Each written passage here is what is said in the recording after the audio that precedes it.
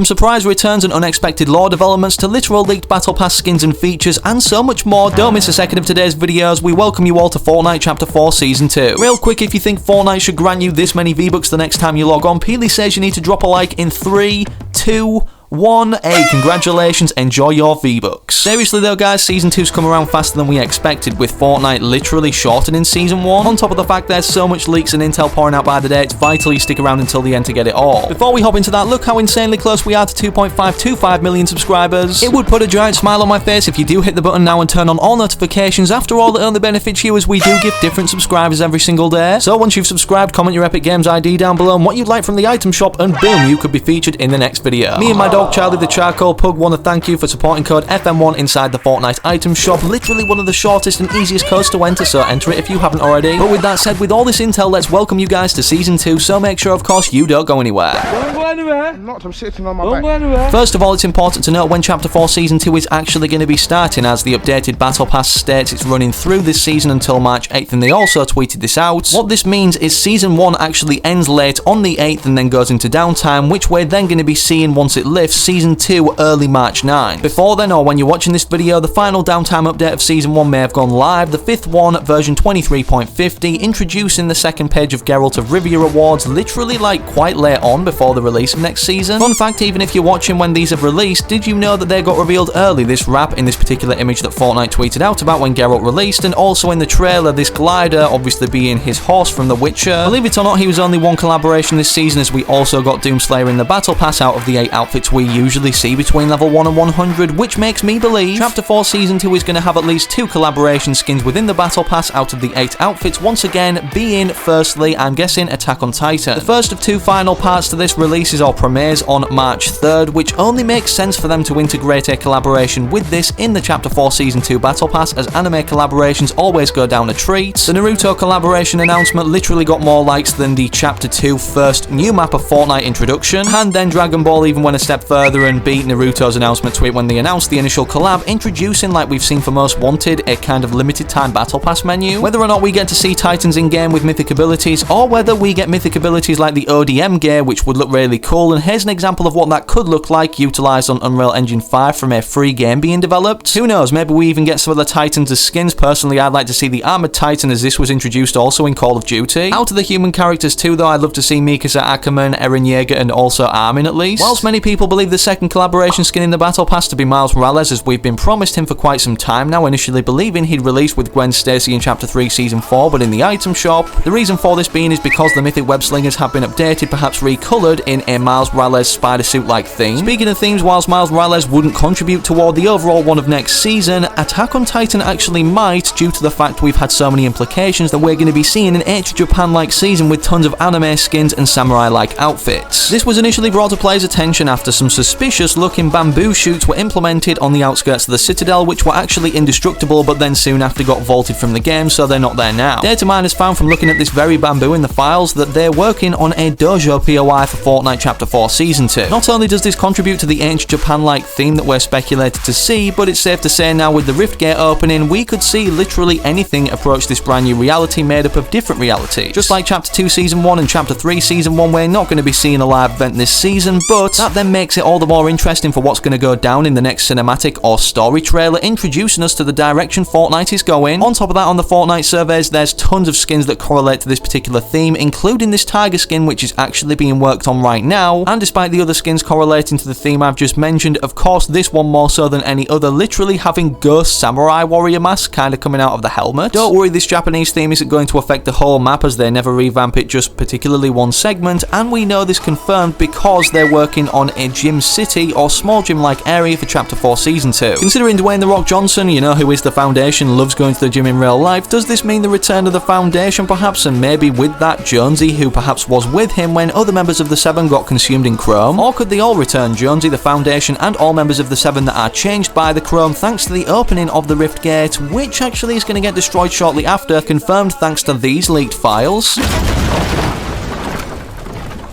Despite the codename in the files for that, it's so obvious due to the wooden structure of the rift gate that this is the rift gate being destroyed from being powered up. Despite this device being an anomaly now, whether it can bring things back from prior times or even just different places or realities, as Donald Mustard tweeted out at the start of Chapter 4, the implication that the Imagined Order hadn't gone by integrating their name, the Imagined Order, into his tweet. On top of the fact Dr. Sloan isn't believed to have died in the Collision Live event thanks to people going in no-clip and seeing that she closed the hatch door of the tank that she was in before the Mecha Team leader had seemingly crushed her, with there being 2 new versions of her on the Fortnite surveys, this sand one and then this kind of futuristic looking Spire Assassin themed one. Even further proof to imply the return of the Imagined Order this season is a skin that they're working now called Pug Order. From correlating that name to the Fortnite surveys, data miners believe to be this Imagined Order kind of doggo themed skin. Maybe he'll be an NPC next season, kinda like how we saw this one before it was introduced as an actual exclusive skin attached to Xbox. As for the story, even more interestingly though, many people believe despite the Imagined Order potentially returning, the last reality are going to be making an attack this early on in the chapter. Once 23.50 has gone live, confirm or deny this, but supposedly we're going to have to use the telescope to look at the stars, and as you can see there's not only 7 particular stars potentially resembling the 7, but many people believe a distant object will be added in the sky, kinda how like Galactus was in Chapter 2 Season 4, however being a mothership or even the Cradle. Speaking of the Cradle, one of the many motherships that surrounded it of course in the Chapter 2 end event would make more sense in my personal opinion to actually be coming to this reality, because in the early leaked development build for the Fracture event as you're seeing on screen right now, instead of us just seeing Reality Zero explode and nothing after, as you can see a mothership seems to go over to the 0 point, try and abduct it, but then it completely destroys it instantly and flies off. Of course we did see the 0 point pull this island together literally, the mixture of realities and debris that were floating around in space, and then based off where it resided underneath the crust of the island or debris in itself, people believe it to be in this ancient vault. This time last chapter however, Chapter 3 Season 2, we didn't know where the 0 point was, but Zero Build was introduced being a new dynamic of Fortnite, which is what we think they're going to be adding, a new way to play but first person that we've already managed to see early thanks to us going over to save the world before this was patched and enabling the first person camera. Just like Zero Build introducing a new movement mechanic being this mega sprint and a stamina bar, also allowing us to kind of climb up structures. Further confirmation for first person being added is the introduction of a new movement mechanic that would largely complement it, being wall run, and as you can see data miners tweeted the following intel about it. You will start wall running after you sprint, then press jump next to a wall. The distance you will wall run will depend on your speed,